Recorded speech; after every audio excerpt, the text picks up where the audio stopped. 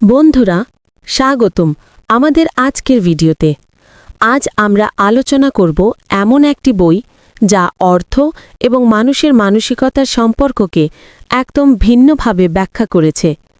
বইটির নাম the psychology of money, লেখক মর্গান হাউসেল। এই বই শেখায় যে টাকা শুধু সংখ্যার খেলা নয়, এটা আসলে মানসিক খেলা। লেখক এই বইয়ে বেশ কিছু গুরুত্বপূর্ণ কথা বলেছেন। বইটির অধ্যায় ভিত্তিক আসল শিক্ষা একে একে জেনে নিই। Let's go. ঠিক আছে, তাহলে আমি শুরু করছি। অধ্যায় ভিত্তিক সামারি। ১. টাকা মানে শুধু গণিত নয়। মানুষ টাকা ব্যবহার করে আবেগের কারণে। আপনার কাছে অযৌক্তিক মনে হলেও অন্যের কাছে সেটা হতে পারে একেবারেই যৌক্তিক, কারণ সবাই তাদের জীবনের অভিজ্ঞতা থেকে শেখে। ২. ভাগ্য ও ঝুঁকি। সফলতা মানে শুধু মেধা নয়, ভাগ্যেরও ভূমিকা আছে। আবার ব্যর্থতা সবসময় অযোগ্যতা নয়। তাই নিজেকে বা অন্যকে বিচার করার আগে ভাগ্য ও ঝুঁকির দিকটা বুঝতে হবে। ৩. কখনো যথেষ্ট নয়। লোভ মানুষকে ধ্বংস করে। জীবনে আমার জন্য কতটুকুই যথেষ্ট, এই প্রশ্নটা খুব গুরুত্বপূর্ণ। ৪. চক্রবৃদ্ধির শক্তি। ছোট ছোট সঞ্চয় আর বিনিয়োগ সময়ের সাথে বিশাল শক্তি তৈরি করে। যেমন ওয়ারেন বাফেটের সম্পদ আসলে দীর্ঘ সময় ধরে বিনিয়োগ ধরে রাখার ফল। ৫. ধনী হওয়া বনাম ধনী থাকা। ধনী হতে ঝুঁকি দরকার, কিন্তু ধনী থাকতে হলে দরকার সতর্কতা, ধৈর্য আর সঠিক সময়ে থেমে যাওয়ার জ্ঞান। ৬.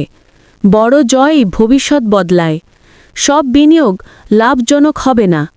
কিছুতে ক্ষতি হলেও কয়েকটা বড় জয় আপনার ভবিষ্যৎ বদলে দিতে পারে। ৭. স্বাধীনতার শক্তি। অর্থের সবচেয়ে বড় শক্তি হল স্বাধীনতা, নিজের সময় আর সিদ্ধান্ত নিজের মতো নেওয়া। ৮. অদৃশ্য সম্পদ। আসল সম্পদ হল যা আপনি দেখান না, সঞ্চয় আর বিনিয়োগ। দামি জিনিস দেখানো মানে টাকা খরচ করা, জমা নয়। ৯. যুক্তিসঙ্গত হওয়া। সব সিদ্ধান্ত নিখুঁত গাণিতিক হতে হবে না, বাস্তববাদী আর যুক্তিসঙ্গত হওয়াই দীর্ঘমেয়াদে কাজ করে। ১০. ভুলের জায়গা রাখা।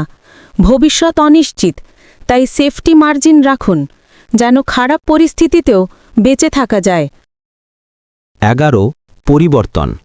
মানুষের লক্ষ্য সময়ের সাথে বদলায়, তাই বিনিয়োগ বা সঞ্চয়ের পরিকল্পনা করার সময় এই পরিবর্তন মাথায় রাখতে হবে। ১২. কিছুই ফ্রি নয়। সফলতার জন্য সবসময় একটি মূল্য দিতে হয়। ঝুঁকি, মানসিক চাপ, অপেক্ষা, এগুলোই আসলে টাকার দাম। ১৩. তুলনা নয়। অন্যরা কি করছে তার সাথে নিজের জীবন তুলনা করা অর্থহীন। সবার লক্ষ্য আলাদা। ১৪. নৈরাশ্যের ফাঁদ। খারাপ খবর সবসময় বেশি আকর্ষণীয়, কিন্তু দীর্ঘমেয়াদে আশাবাদীরাই জয়ী হয়। ১৫. সুখ বনাম সম্পদ। অবশেষে টাকার আসল উদ্দেশ্য হল সুখ, মানসিক শান্তি আর অর্থপূর্ণ জীবন।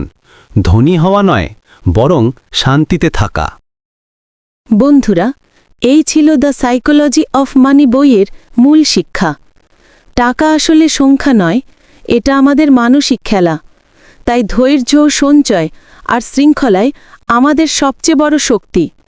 যদি ভিডিওটি ভালো লেগে থাকে, লাইক দিন, শেয়ার করুন আর সাবস্ক্রাইব করতে ভুলবেন না।